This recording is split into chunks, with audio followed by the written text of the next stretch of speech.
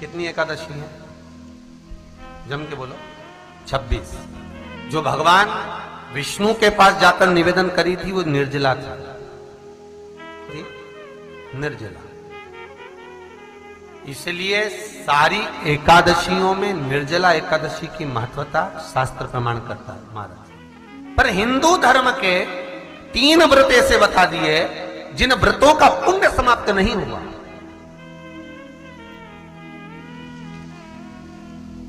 हिंदू धर्म के 3 व्रत ऐसे हो गए जिनका पुण्य समाप्त नहीं हुआ महाराज, जिनका पुण्य प्रबलता में बढ़ता गया।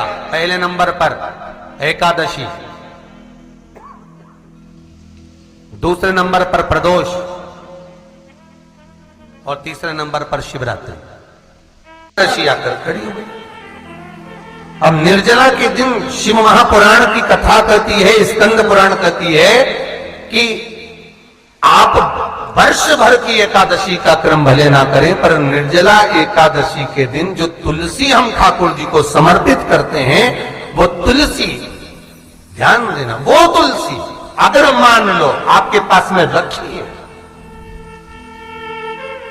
निर्जला एकादशी के दिन भगवान ठाकुर जी को, शालिग्राम जी को, लड्डू गोपाल जी को आपके घर में, आपके मंदिर में जो आपने भगवान को तुलसी समर्पित करी है, वो तुलसी मान लो तुम्हारे पास रखी है और कोई व्यक्ति को बहुत बहुत ज्यादा कष्ट है शरीर में, बहुत बहुत कष्ट है, थोड़ी सी वो तुलसी चढ़ी हुई ठाकुर के चरणारविंद की, आप उस जीव को दो तो सही, आधा घंटा इंतजार करो, स्वास्थ्य में अंतर आना प्रारंभ हो जाता है उस निर्जला का।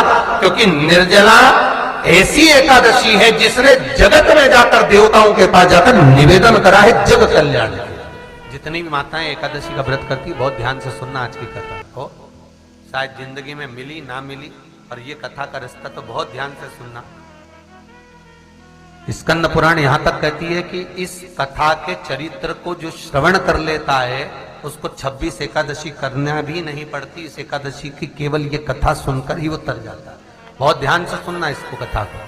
एकादशी के दिन जब आप जल शंकर को चढ़ाने तो रोज ही जाते हैं, जब एकादशी का दिन रहे और शंकर जी के मंदिर में आप जल समर्पित करें तो 3 बार मुख से स्वधा स्वधा स्वधा या स्वधा स्तोत्र का पाठ, जिसमें 12 श्लोक, 2-4 हैं। पैसा तो आ रहा है पर घर में टिक नहीं रहा, डॉक्टर में, पुलिस में, एक्सीडेंट आदि में, कहीं गलत जगह पर, व्यसन में अगर पैसा जा रहा है, जुए में, मांसाहार, मदिरा पान, या कहीं आया पैसा, पैसा आने में कमी नहीं, आ रहा है पर टिक नहीं रहा, रुक नहीं रहा।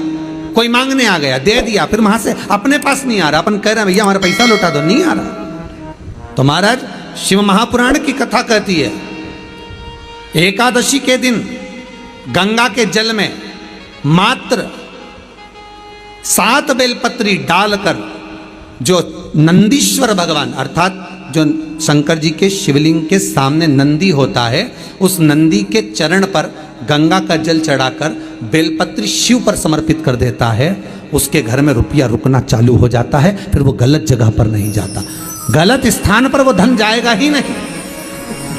तूने समझा, मांग तुझे क्या चाहिए।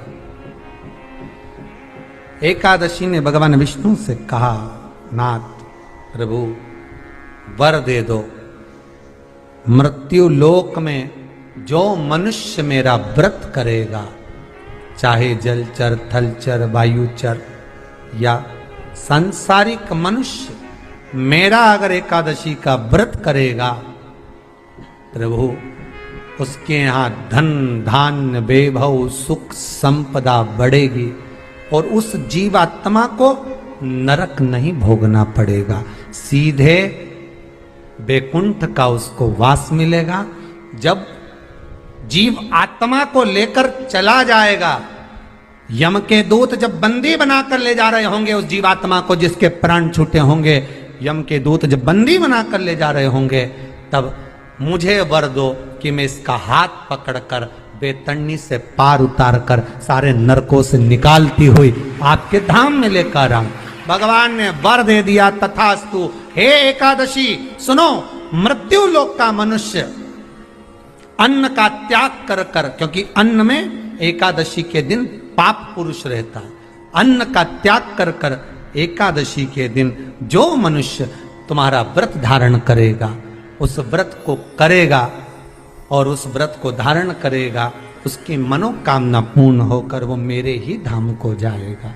ये तो हुआ एकादशी के जन्म की कथा। एकादशी के दिन गंगा के जल में मात्र 7 बेलपत्री डालकर जो नंदीश्वर भगवान अर्थात जो शंकर जी के शिवलिंग के सामने नंदी होता है, उस नंदी के चरण पर गंगा का जल चढ़ाकर बेलपत्री शिव पर समर्पित कर देता है, उसके घर में रुपया रुकना चालू हो जाता है। फिर वो गलत जगह पर नहीं जाता, गलत स्थान पर वो धन जाएगा ही नहीं।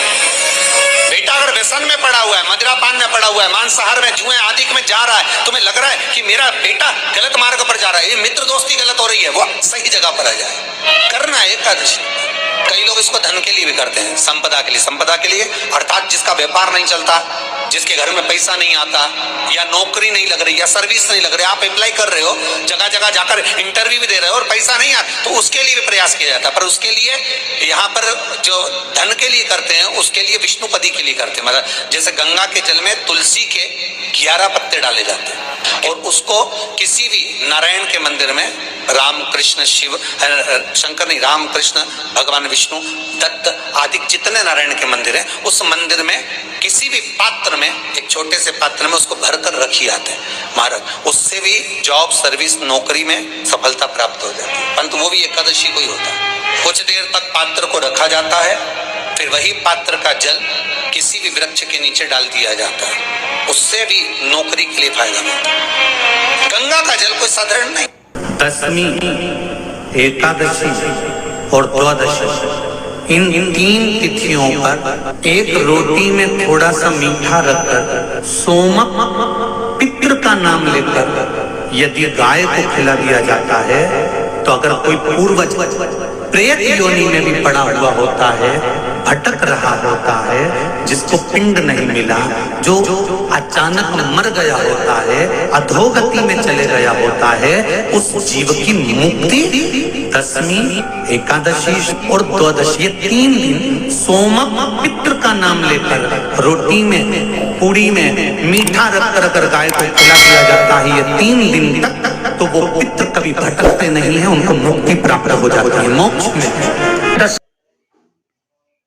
नहीं, एकादशी है कौन, क्यों इसकी इतनी प्रधानता है, क्यों इसकी पुण्यता है, ऐसा क्या है एकादशी में जो इसकी पुण्यता मानी जाए? कौन है ये जो भगवान नारायण तक एकादशी का व्रत करते हैं? सुभद्रा जी को भगवान जगन्नाथ ने, जगदीश ने एकादशी का व्रत कराया था।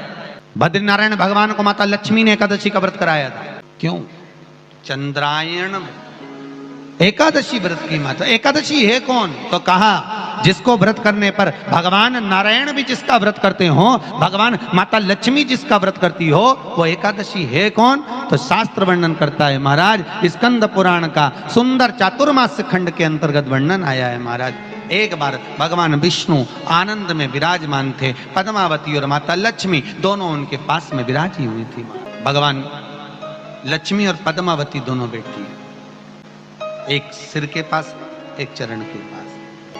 कुछ समय बाद वहीं पर ब्रह्मदेव का आगमन हुआ और ब्रह्मा जी आगमन पाकर भगवान नारायण पद्मावती से लगकर उठे और उठकर लक्ष्मी की ओर झुके। झुकने पर इन तीनों के समागम से भगवान नारायण के हृदय चित्त से एक कन्या प्रकट हो गई। उस कन्या का नाम एका था। क्या नाम था? एका। अब 10 उसके गुण इतने प्रबल थे, वो 10 गुण उसके बड़े प्रबल थे कि वो एका जिसको निहारती थी उसको संपदावान बना देती थी,